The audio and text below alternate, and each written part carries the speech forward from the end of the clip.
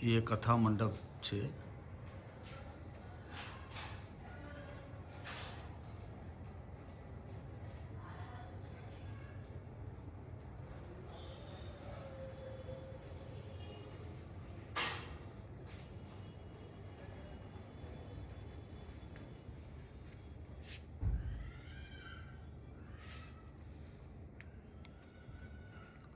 આ કથાનો મંડપ છે. અહીંયા સુખરામ બાપુ કથા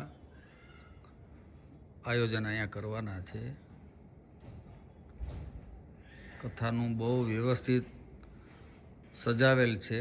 यहाँ ખુરશીમાં ગાદી છે. દરેક ખુરશીની અંદર દરેકને બેસવા માટે ગાદી છે અને એસી છે. આખો હોલ આખો હોલ એસી છે. બહુ સરસ વ્યવસ્થા થઈ છે.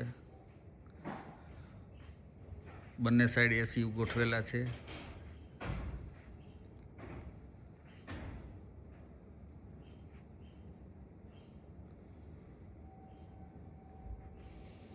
રેડ કાર્પેટ પાથરેલી છે. पंखा भी है.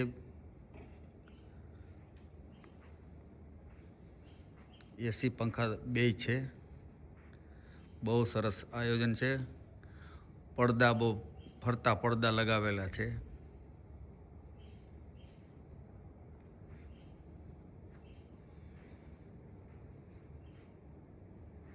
મહેમાન માટે પણ સોફાની વ્યવસ્થા છે. ઘણા બધા સોફા છે.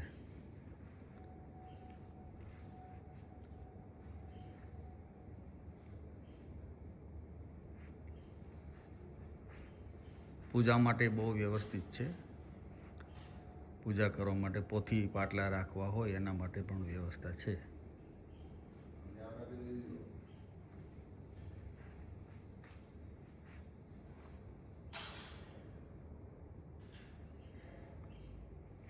માઇક સિસ્ટમ અહીંયા રહેશે.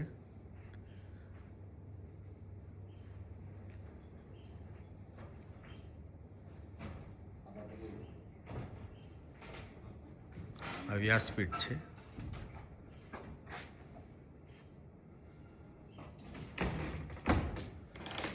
ભગવાન રામનો વચ્ચે પોસ્ટર લગાવેલું છે. રાધા કૃષ્ણ પટ છે. લાઇટિંગની વ્યવસ્થા ઘણી સુંદર છે. જય શ્રી રામ. આપણે જે આ બાજુથી ઉપર આવી જાઉં ને,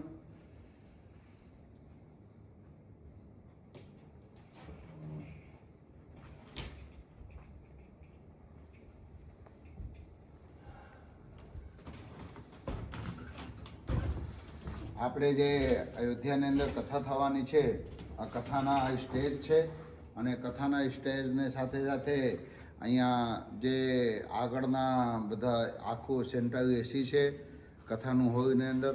તો આપણે અહીંયા જે 15/7/2026 રોજ કથા પ્રારંભ થવાની છે. તો આ કથા આપણે આ હોલની અંદર થવાની છે. આશ્રમનું ખૂબ સારી વ્યવસ્થા છે, સફાઈ પણ છે અને આશ્રમની અંદર સરસ મજાના જે રૂમ છે અને સરસ મજાના કથાના હોલ છે. આ બધું ખૂબ સારું છે.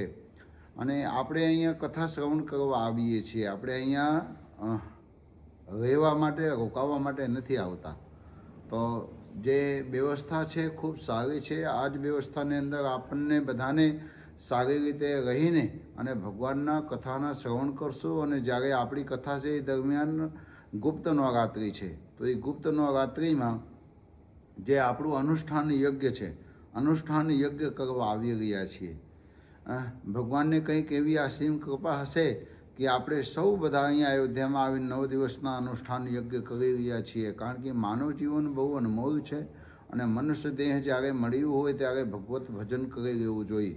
બિનુ સત્સંગ વિવેક ન હોય, રામ કૃપા બિનુ સુલભ ન સોઈ. સત્સંગ કર્યા વિના ક્યારેય પણ વિવેકની ઉત્પત્તિ થતી નથી. અને કથા અને ભજન અને બધી ભગવાનની જે લીલાઓ છે એમના વર્ણન સાંભળવાથી આપણને આત્મજ્ઞાન હોય છે. અને જ્યારે કોઈ સાધુ પુરુષનો સંગ મળ્યા હોય ત્યારે સાધુ પુરુષને સાથે રહીને કંઈક ને કંઈક પરમાત્મા સુધી તક પહોંચવા માટેના પ્રયત્ન છે. આપ જોઈ રહ્યા છો અહીંયા પાછળ જે રામ દરબાર છે અને રામલલા છે સામે જે છે એ, તો આવી જ રીતની સારી વ્યવસ્થા છે અને આ વ્યવસ્થાની અંદર આપણે ખૂબ આનંદ કરશું 2026માં. તો આપણા વ્યાસ ભગવાન પરમ પૂજ્ય ડૉક્ટર મહાદેવ પ્રસાદ મહેતાજીને મુખેથી આપણે રામકથા શ્રવણ કરશું અયોધ્યામાં અને ખૂબ આનંદ આવશે.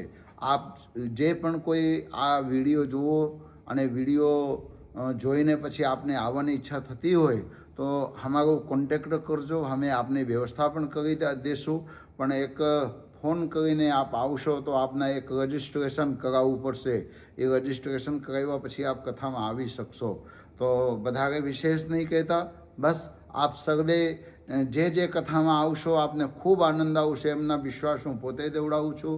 અને આ કથા શ્રવણ કર્યા પછી જીવનની અંદર અનેક પ્રકારના પરિવર્તન આવશે. એટલે વધારે વિશેષ નહીં કહેતા. સિયાવર રામચંદ્ર ભગવાન કી જય, હનુમાનજી મહારાજ કી જય, અયોધ્યાધીશ કી જય. જય શ્રી રામ.